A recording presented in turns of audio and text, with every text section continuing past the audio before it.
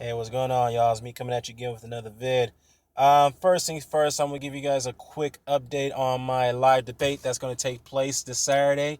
Um, afternoon at 2 p.m. Pacific time, 5 p.m. Eastern, 3 p.m. Mountain time, I believe, and 4 p.m. Central time. So, with that said, I'll be debating live against the Boxing Eternal Gods.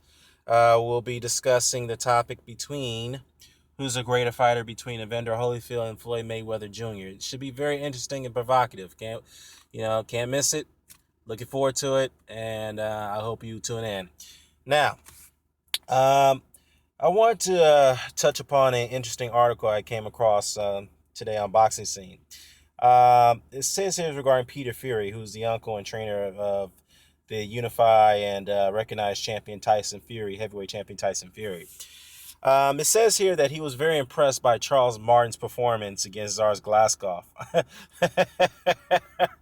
I don't see what he's so impressed about, but let's see what he said here.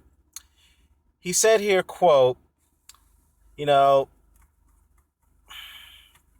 let's see here. Yeah, he said here, quote, I had Wilder up a couple rounds before his knockout against Arthur Szpilka.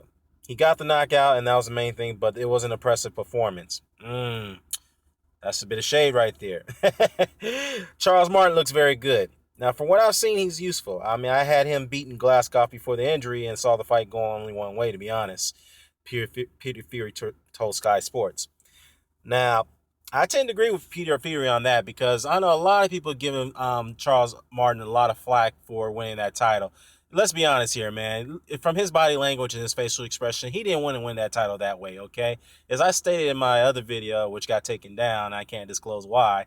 Um, uh, he had was pressing the action. I mean, yes, the first round was a fill-out process between the fighters. As Martin stated, that he was just getting ready for a 12-round fight. He wasn't going in for the kill early. He wanted to feel his opponent out, wear him down in the early rounds, and then go for the kill when the time is to take him. All right. So, for him to win that way, yes, it was not impressive, and yes, he knows that himself.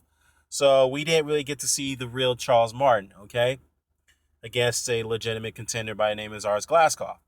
So with that said, if you notice in the second round of that fight, he was pressing Glasscock. He was getting Glasscock off him. He was backing him up, and Glasscock was hitting Martin with some good couple body shots in there. But the body shots had no effect. They just didn't affect Martin at all. He just kept coming forward. He was eating those up. So that's what I see in that fight. And again, honestly, I have to agree with Peter Fury. I think if the fight would have lasted longer, if it weren't for the injury, I think Martin would have won that fight. It could have been a knockout, late stoppage, or a unanimous decision. The result would end either way by a Martin victory. But it is what it is. Now, Peter Fury had went on to say that I think Martin is equally as good as Wilder, as far as I can see. He looks impressive, and I think he's up there. He has to be taken seriously, and he's now the IBF champion now. And I like his punches and the way he was relaxed, which is true. He was very relaxed. He didn't, he wasn't wild. He had a pretty good coordinated technique, but he can definitely work on it a bit. He keeps his hands a little bit low. So, well, actually, what? I take that back because in that fight against Glasscock, he kept his hands up very high. So that was good right there. That was one of the main critiques I had about Martin, about him notoriously keeping his hands low because he's a knockout artist and he's going to be, he's so used to knocking guys out. So he knew that he was in there against a world-class opponent, even though I have criticized Glasscock for getting gift decisions after gift decisions after gift decisions. But it is what it is on that side. So Fury went on to say that I like his punches and the way he was relaxed. Martin was doing everything properly. Now, I haven't seen much, but from what I've seen, he looks impressive. Now, I don't know if you guys would agree with Peter Fury's assessment, but he is half right and he's half wrong. So let me know what you think about that. And on to some other news I want to talk about here. Martin, on the other hand, has now that he's IBF champion, the IBF had came out and announced that he has 1 year to make a mandatory defense. Okay, So I'm looking at the rankings, and obviously they haven't been updated yet.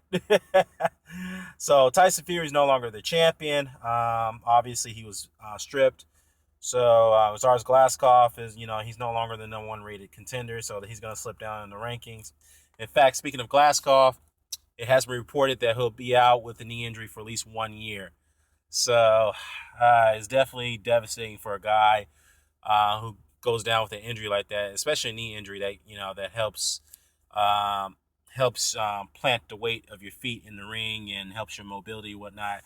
I'm not sure he's going to be the same fighter coming from back from that injury. It may disrupt any of his movement and his reflexes, whatnot. So we'll see how that turns out. But I wish him the best. Hopefully he returns. So anyways, you have I think Fury would be ranked number 2, I believe. I think he'll be in line of that title shot against Martin because Martin had expressed high interest that he wanted to fight Tyson Fury, and of course Derek Chisora had interrupted Martin's press conference and told him that you're not going to beat Tyson Fury. Of course, Chisora is ranked in there with the IBF, so he could be in line for a title shot, but he's not the mandatory, so let's not forget that. Now, again, the number one ranking is going to be very interesting. So it could be Tyson Fury. Highly, it'll be Tyson Fury.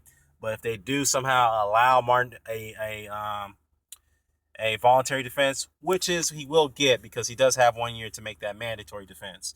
Now I'm looking at the rankings. You see Anthony Joshua in there, and of course, if they were to fight, to be honest with you, I picked Joshua to win that fight. But then again, Joshua came out and he said publicly, and this is not me, he said himself that he's not ready for the world level yet. So we'll have to, move on from that situation. You have Carlos Takam, who's a very, very devastating big puncher up there, and that'd be a dangerous fight for Martin. And I think that'd be a damn exciting fight if that fight takes place. Now, if you guys don't know who Carlos Takam is, please look at the fight between him and Alexander Povetkin because that was a war. Of course, Povetkin got him out of there in the 11th round of their fight a couple years back. So take a look at that. Joseph Parker. Now Joseph Parker recently came out and he said that he's gunning for Charles Martin. So yeah, a lot of guys has been calling out Martin ever since he's won that title. So yeah, he's a marked man right now. So this is getting very, very interesting. And of course, Martin himself has said himself that he's not afraid of anybody. He'll fight anybody. He don't care who it is. And so this is what I'm talking about, the heavyweights, man, with their mentality, dude. They ain't bitching about 4 or 5 weights. They actually going to talk. When they talk the trash, they going to back it up. They call each other out and they're face to face, man. They go in there and fighting each other, man. And that's what I'm talking about. This is what we like to see, okay? As a hardcore boxing fans. Guys getting in your face, not shy of who they want to fight, how they want to fight, and how they're going to get that belt, okay? And how they're going to win. So, with that said, let me move along here. Steve Cunningham. That'd be a very interesting fight. But we all know that Cunningham has allegedly expressed interest to go back down to cruiserweight, which I don't think he should do, honestly, because I think he is a good heavyweight. But knowing that he's been getting a lot of he's been getting the short end of the stick when it comes to decisions in the past.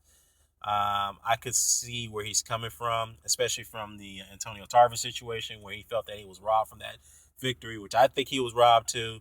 He was also robbed against Zars Glasscock. He was robbed against Thomas Adamek, and you name it, dude. He's getting the short end of the stick and almost at every fight that he had at heavyweight. So he's only had one victory at heavyweight. I think 2, maybe 1, but sad story there with Cunningham. But Andy Ruiz. That's an interesting fight because Andy Ruiz, I would pick him to beat Martin because Andy Ruiz is more skilled and he's a much more precise puncher. Bermane Stavern, that would be a good fight against 2 power punchers. If you had to ask me to pick a winner, I would pick Martin because Stavern is very slow at his feet. His conditioning is terrible. At times, and a lot of people are gonna say, "Why are you picking him?" Over Stavern, he's a bum. I was like, well, first of all, we haven't seen what he can do yet. It's not his fault that Glasscock went down with a knee injury. Give the guy a chance, you know what I mean? But what I've seen in his previous fight, he moves faster than Stavern. He has more, I'm not sure better punch coordination because All that's yet to be seen, but he has a long reach. He's tall. And he has a weight advantage over Stavern, so we'll see. Well, actually, no, they weigh about the same. I'll take that back. But he has the height and reach advantage over him. So that'll be an interesting fight. Kobret Pulev, that'll be an interesting fight. I think Pulev will win that fight. To be honest with you, he'll outbox him. In fact, he'll keep him at bay with that sharp jab. Because Pulev got some dangerous jab. Where Glisco found a way to negate that. So Robert Helenius, who recently vacated his European title, and we have yet heard an explanation why he vacated that title. If he were to fight Martin, I don't think Helenius will beat Martin, to be honest with you. But that's yet to be told. Derek Chisora, like I mentioned, that'd be a very interesting fight. If I had to pick a winner, like I mentioned in my previous video, I would go with Chisora. And that's about it. That rounds things out. So let me know what you think about this. I'll post a link to the story below. Care to comment, share, subscribe. Signing off. Peace.